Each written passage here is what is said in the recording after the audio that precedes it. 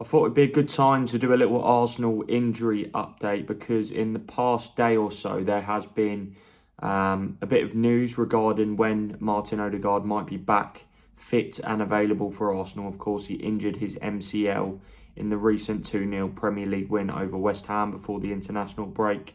I've done a video a couple of days ago with a little update from Norway manager Ståle Solbakken, who basically said that Odegaard would be back in Norway, or he was back in Norway, to support the team in their World Cup qualification match against Israel at the weekend. And as you may have seen, after the game, which Norway won 5-0, Odegaard was in the dressing room as part of those celebrations, but he was sat to one side while the squad jumped with their manager to celebrate taking another step closer towards World Cup qualification for the first time since 1998. And Solbakken actually spoke out after the game and said that Odegaard was terrified of putting his knee into those celebrations. Obviously, at this moment in time, he is still recovering from that MCL injury, but there hasn't really been too much said about the extent of the damage and basically how long we can expect him to be sidelined for. So my information, which hasn't come directly from the club, but sources close to the Norway camp, was actually that Odegaard was likely to miss 4 to 6 weeks. But they were keen to reiterate that that is very much a loose time frame because both Norway and Arsenal were reluctant to put a time frame on Odegaard's return. But that does align with what Sammy has reported on the BBC, that effectively Odegaard is expected to miss the next 7 matches for club before the next international break. So, see, with these injuries, it does effectively hinge on how quickly the player recovers. But given Arsenal have really sort of strengthened their squad this summer, I think there'll be a real reluctance to rush him back. They'll want to get this right. Odegaard has had such a troublesome start to the season with various injuries, lots of bad luck involved since the start of the campaign with shoulder problems as well. So I do think Arsenal will be reluctant to rush him back, as I just mentioned. So what games will he miss? So it starts this weekend with the trip to Fulham, which is a bit of a difficult fixture really to return to from the international break, particularly given Arsenal have had lots of international players in all corners of the globe. Even Gabriel Martinelli and Gabriel Magalhaes have been in the Far East, in Seoul and Tokyo, to play for Brazil against South Korea and Japan. Martinelli scoring today.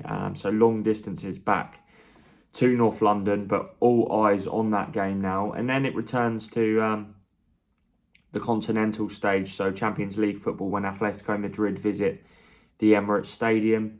Another difficult league fixture against Palace then awaits Arsenal before the visit of Brighton in the EFL Cup round of 16. Again, a little bit of a tricky tie, I would say. I think Brighton are absolutely flying in the EFL Cup, having scored 6 goals in their past 2 matches against Oxford United and Barnsley. Really points towards the impressive squad depth that Fabian Hrzler has assembled at the Amex this season. So that won't be easy. And obviously Arsenal were really keen to win silverware this season. So it's not really a game that the club can take lightly. Then it's Slavia Prague away in the Champions League before a trip up to the northeast to face Sunderland. It's worth pointing out as well that in the next international break, Norway are actually playing New Zealand tonight, but in the next international break, they can actually secure World Cup qualification. They play Estonia, and then they Italy in what could be a dead rubber by the time the two sides play, because Norway have managed to establish themselves a huge goal difference because they've scored so many goals. They've virtually blown Italy away, so they're currently 3 points ahead of Italy, even if Italy win their game in hand. So if they beat Estonia, they are pretty much home and hosed, which is a phenomenal achievement. But they do have a really impressive squad. See, they've had to be without Odegaard in the past week or so.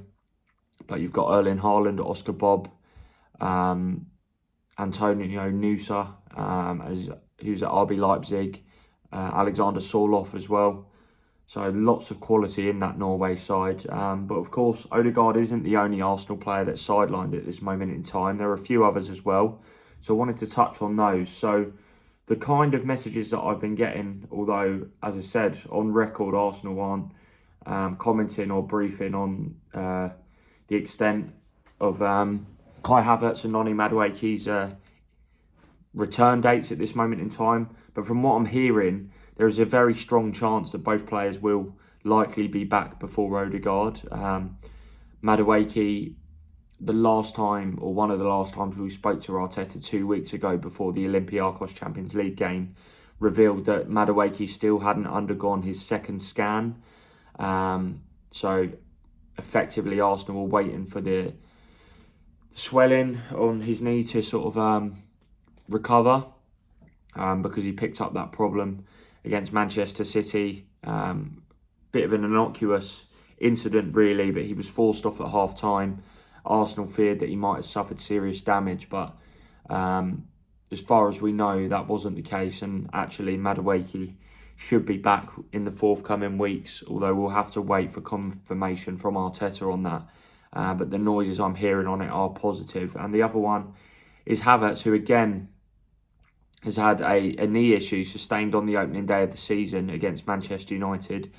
Really strange that, Arsenal have had these quite bizarre knee injuries that haven't really been too serious, but they've been long enough to keep the players out for several weeks and months in the case of Havertz, who has been a big miss really. I think Victor Gyökeres has been really good in terms of how he's led the line for Arsenal. He's been quite selfless in terms of bringing the best from some of the wide players, but of course only 3 goals and now 6 matches without finding the back of the net. So I think the return of Havertz will be a real boost for Arteta, who has had to rely on Gyökeres in pretty much every match so far, other than the Carabao Cup game against Port Vale. So good option. So I'm expecting those to probably be out for the next 2 to 3 weeks, although that is not 100% definite. It's just the kind of messages that I'm hearing at the moment. Obviously, we don't know if they're on track in terms of how long Arsenal actually expected them to be out for. But we should see them return most likely before the next international break. So that's real positive news for Arsenal. And the fourth one, who has sort of been forgotten about a little bit, is Piero Hincapie.